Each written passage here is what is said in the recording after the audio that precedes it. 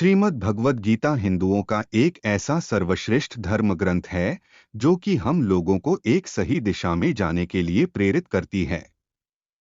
भागवत गीता लोगों को सही दिशा में मार्गदर्शन करती है और उन्हें गलत रास्ते में जाने से रोकती है। इसमें जो उपदेश बताए गए हैं वो भगवान श्री कृष्ण ने स्वयं कुरुक्षेत्र के युद्ध के दौरान अर्जुन को बताए थे। जब महाभारत का युद्ध हुआ था तब अर्जुन अपनों के खिलाफ युद्ध करने से मना कर रहे थे, तो भगवान श्री कृष्ण ने अर्जुन को गीता के उपदेशों के माध्यम से धर्म और कर्म के सच्चे ज्ञान से अवगत कराया था।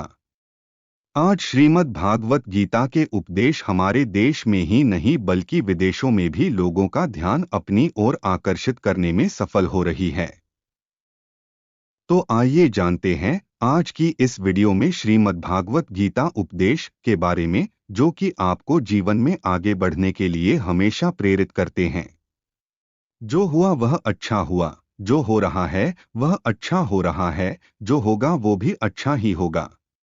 हे अर्जुन, तुम्हारा क्या गया जो तुम रोते हो? तुम क्या लाए थे जो तुमने खो दिया? तुमने क्या पैदा किया था जो नष्ट हो गया? तुमने जो लिया यहीं से लिया, जो दिया यहीं पर दिया। जो आज तुम्हारा है कल किसी और का होगा, क्योंकि परिवर्तन ही संसार का नियम है। जीवन न तो भविष्य में है न अतीत में है, जीवन तो बस इस पल में है।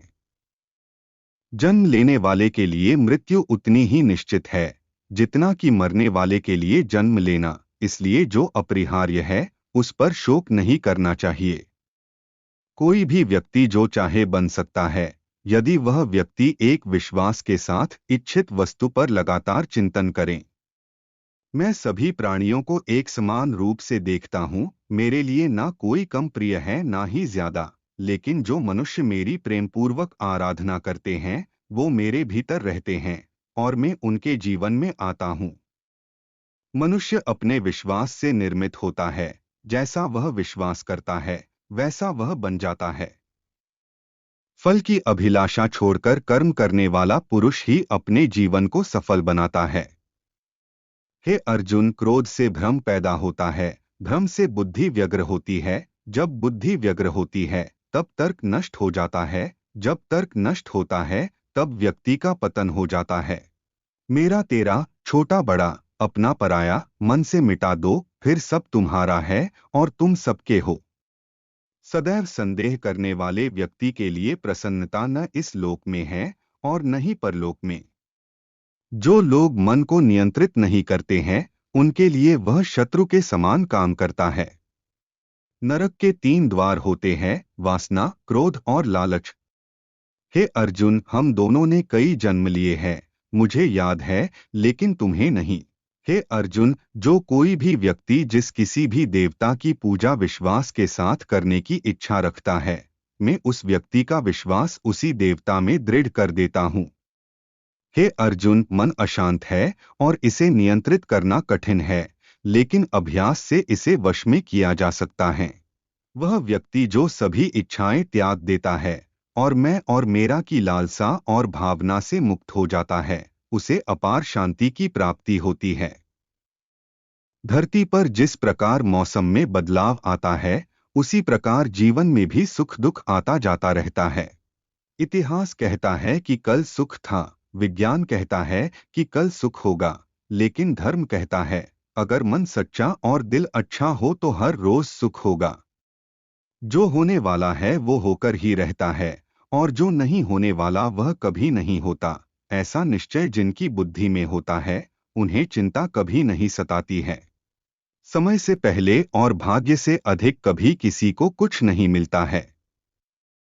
जो व्यवहार आपको दूसरों से पसंद ना हो ऐसा व्यवहार आप दूसरों के साथ भी ना करें।